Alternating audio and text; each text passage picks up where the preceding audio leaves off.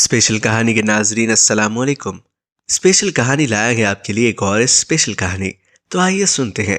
ایک سعودی تاجر کا بیان ہے کہ میں اور میرا دوست شہر میں تجارت کرتے تھے۔ ایک دن میں جمعے کی نماز کے لیے مسجد گیا۔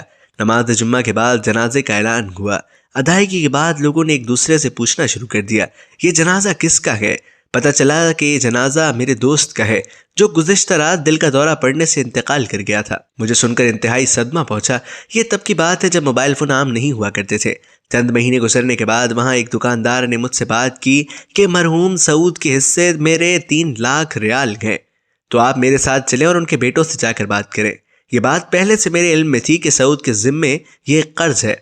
چنانچہ ہم ان کے بیٹوں سے جا کر ملے تو انہوں نے بغیر ثبوت کے رقم لوٹانے سے صاف انکار کر دیا اور کہا کہ ہمارے باپ نے صرف 6 لاکھ ریال چھوڑا ہے، اگر ہم آپ کو 3 لاکھ ریال دے دیں تو ہمارے پاس کیا بچے گا؟ ہم واپس آ گئے۔